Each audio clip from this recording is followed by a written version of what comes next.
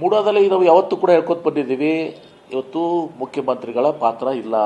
ಮುಖ್ಯಮಂತ್ರಿಗಳ ಧರ್ಮಪತ್ನಿ ಹೆಸರಲ್ಲೇ ಇವತ್ತು ಅಲ್ಲಿನೂ ಕೂಡ ಹೇಳಿದ್ದಾರೆ. ಎಷ್ಟು ಅದನ್ನು ಭೂಮಿ ತೆಗೆದುಕೊಂಡಿದ್ದಾರೆ, ಅಕ್ವೈರ್ ಮಾಡಿದ್ದಾರೆ, ಅಷ್ಟು ಭೂಮಿ ಪರ್ಯಾಯ ಕೊಡಬೇಕಾಗಿತ್ತು ಅಂಥೇಳಿ. ಇದನ್ನು ಸುಮ್ಮನೆ ಅನಾವಶ್ಯಕವಾಗಿ ಇದನ್ನೊಂದು ದೊಡ್ಡ ಇದನ್ನು ಮಾಡಿ ಮುಖ್ಯಮಂತ್ರಿಗಳ ಹೆಸರಿಗೆ ಕಳಂಕ ತರುವಂಥ ಒಂದು ಪ್ರಯತ್ನ ಆಯಿತು. ಈಗ ಕಮಿಟಿನೂ ಕೂಡ ಅದೇ ಶಿಫಾರಸು ಮಾಡಿದೆ ಮತ್ತು ಈಗಾಗಲೇ ಕೋರ್ಟ್ನಲ್ಲೂ ಕೂಡ ನಿರ್ಣಯ ತಗೊಂಡಿದ್ದಾವೆ.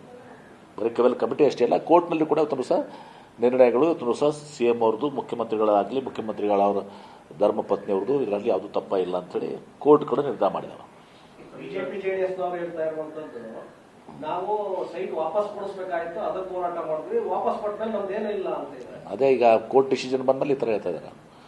ಕೋರ್ಟ್ ಡಿಸಿಷನ್ ಅಂತೇಳಿ ಯಾರು ಅದು ನಷ್ಟ ಅಧಿಕಾರ ನಷ್ಟ ಉಂಟಾಗಿದ್ದರೆ ಅದನ್ನು ಈಗ ನಿನ್ನೆ ರಿಪೋರ್ಟ್ನಲ್ಲಿ ಹೇಳಿದ್ದಾರೆ. ಅದ್ರ ಬಗ್ಗೆ ಸರ್ಕಾರ ಕ್ರಮ ಕೈಗೊಳ್ತದೆ.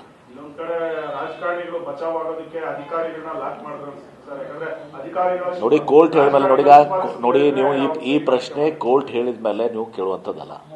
ಕೋರ್ಟ್ಗೆ ಗೌರವಿಸುವಂಥ ಕೆಲಸ ನಮ್ಮದು ಇದೆ, ನಿಮ್ಮದು ಇದೆ. ಕೋರ್ಟ್ ಹೇಳಿದ್ದಾರೆ, ಇದರಲ್ಲಿ ಮುಖ್ಯಮಂತ್ರಿಗಳ ಅಥವಾ ಅವ್ರ ಪತ್ನಿಯವರ ಕಾಯ್ದುಕೊಂಡಿಲ್ಲ ಅಂತೇಳಿ ಸುಪ್ರೀಂ ಕೋರ್ಟ್ ಕೂಡ ಹೇಳಿದೆ. ಈಗ ಹೇಳಿದ ಮೇಲೆ ಇವತ್ತು ದಿವಸ ಹೇಳಿದ ಮೇಲೆ ಈ ಪ್ರಶ್ನೆ ನೀವು ಕೇಳಿದ್ರೆ ಅದು ಆ ಕೋರ್ಟಿಗೆ ವ್ಯತಿರಿಕ್ತವಾಗ್ತದೆ. ಇವತ್ತು ದಿವಸ ಕೋರ್ಟ್ ಮ್ಯಾಗೂ ಕೂಡ ನಮಗೆ ನಂಬಿಕೆಗಳು ಇರಬೇಕಲ್ಲ.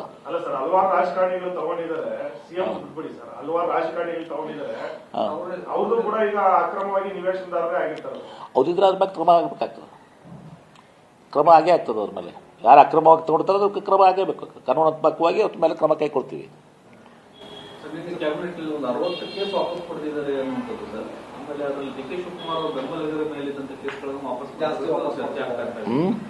ಡಿಕೆಶಿ ಅವರ ಬೆಂಬಲಿಗರ ಕೇಸ್ಗಳು ಹೆಚ್ಚು ವಾಪಸ್ ಕೊಡಲಾಗಿದೆ.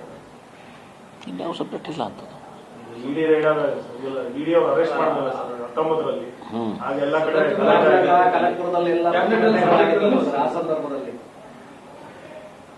ನಾನು ಹೊರಗೆ ಹೋಗಿದ್ದವಾಗ ಒಂದು ನಿಮಿಷ ಮೋಸ್ಟ್ಲಿ ಇಲ್ಲ ಹಾಸ್ಪಿಟಲ್. ಸರ್, ಈಗ ADA ರಿಪೋರ್ಟ್ ಒಂದು ರಿಲೀಸ್ ಆಗಿದೆ.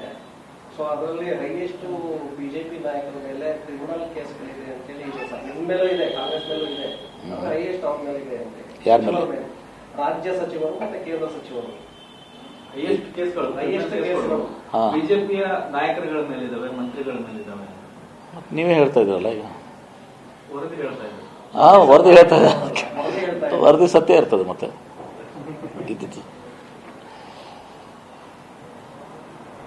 ಸರ್,